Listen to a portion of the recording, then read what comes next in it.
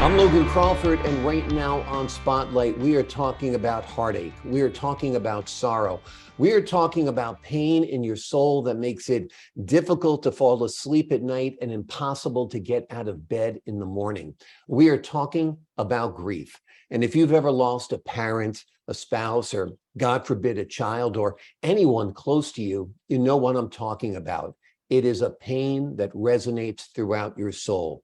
Our next guest, Anran Liken, has written a definitive book about grief. It is called Alone in Grief, and it documents her journey through this process of suffering, but also the journey to recovery as well. And I'm delighted to welcome Anran to our show today. Anran, thank you so much for joining us here on Spotlight.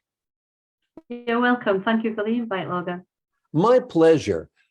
Let's tell the audience a little bit about your story and what this book is all about. The book is about, after I lost my husband, I was going through, he still upsets me, going through the grief of his loss. You have family around you, you have friends around you, and you have associates around you that try to be there for you. But when you need them the most, they're dealing with their own life, they're dealing with their own families. And it's a hard process to go through by yourself, because you sat in your home by yourself when you would be with your husband or your wife or your partner's, your insignificant other.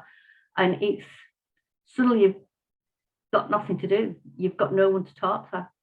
Yeah. Yeah, and it's hard because other people don't want to be around that sorrow for very long. They say they're sorry, they ask you how you're doing, but if you're to truly pour out your heart to them, they back off a little bit. And I guess it's human nature, but like you said, you come home at night, you're expecting to have dinner with your husband and he's not there anymore, and he won't be coming home from work and the phone won't be ringing. It's an awful feeling. I've gone through it with my parents. So tell me a little bit about your journey to write this book a little bit more, and the message in the book. The message in the book is that to let people, if they get a chance to read it, that they're not alone, and that there is other people that's gone through exactly the same, maybe not in the same scenario as what I went in. That's one of the reasons why with the book, I didn't put any background noises of shapes of buildings, trees, gardens, parks, or anything like that, or even the type of houses that people live in. It's about for other people that, if, like I said, get to read it, then they can associate with what I went through to possibly what they went through. And at the same time, it's trying to get other people to speak about grief. Because we talk about everything else. We talk about getting married. We talk about giving birth.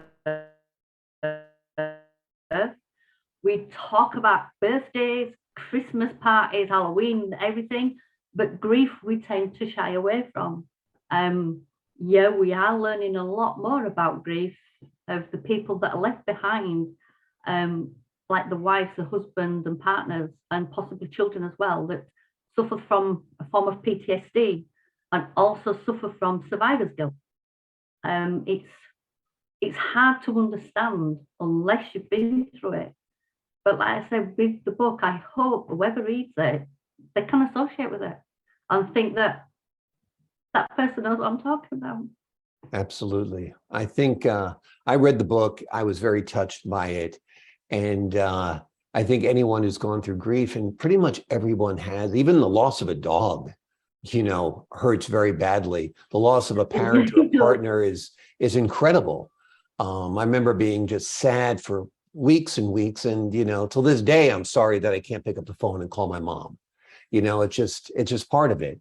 It kind of never goes away. You just kind of learn to live with it. You kind of compartmentalize it. Is that how you feel also, that the sadness doesn't really go away? It's just that this is now a part of you, and you try to focus on the more positive things and not be in that state of pain and grief. The thing with grief is that, like you say, we shy away from it. We don't want to talk about it. But I think if we actually did speak about it, we would understand it Absolutely. better, we will be able to understand.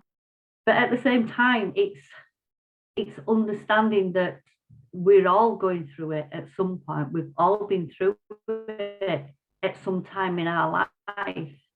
I mean, the only thing that I really do hate is when people say time heals all. And I just say, no, it doesn't. You learn to live with it, which is so different. Exactly, exactly. Time does not heal all wounds. It makes them a little bit better. You might have some No. coping mechanisms, you know. I mean, it's not as raw as it is at the moment. And part of your process was finding out more about your husband's life that was painful as well. And you talk about that in the Yeah. book. And I think everybody has a life that somebody doesn't know about on one level or another. But tell us a little bit about that part of your journey. Yeah, there was a lady who was seeing, we used to work with, that I didn't realise I was actually seeing at the time, but it was all starting to unfold before he actually died. And there's a lot of other stuff that's come out since, that's shocked me more than anything else. To think that someone you loved could think and say certain things about you when you're doing your level best to make their life so easy. And you're bending over backwards so that they don't have a problem getting to and from work. They don't have a problem seeing grandchildren. They don't have a problem seeing children. But yeah, it's still there. So it's not just the death that you go through, it's everything else that's relayed afterwards, and things that come to the forefront of what happened, when where things happened and when certain things didn't seem right. And yeah, it's been shocking as to what I've learned. Yeah, that makes it even harder. It's compounding the grief. It's very, Yeah. very difficult. How long has it been now since you lost your husband? It will be 3 years this November. Yeah. It's very, very difficult. Was writing the book therapeutic at all? Did it help you work your way through your grief and help you understand your feelings a little bit more? It helped me because I could get feelings and the emotions out in the book. I think it helped me to understand them, of how we go through grief, of how we deal with grief. And at the same time, it helped me to understand the grief as well. But it's a lot of people may not understand, but when it's somebody so close to yourself, your body's numb. You have all emotions that you can possibly think of hitting you at the same time. And you are trying to sort through each one individually so you know how to behave on a particular day, or you know how to behave when you've got people that are seeing you in the street and you can see it in their faces and they're thinking, oh, crikey, we have to be nice, we have to talk to her, we're going to have to comment of how she's looking or how she's not looking. And it's that you can see it in people's face, and you're then trying to not react to how they're looking, and you're just wanting to get away because you're wanting to get back to your home or somewhere safe where you can break down because you know what they're feeling. That's the hardest part of looking at other people that are trying not to talk to you. Absolutely. The name of the book is Alone in Grief. It is about Anran Liken's journey through grief and the process of healing and learning to live with the pain of loss.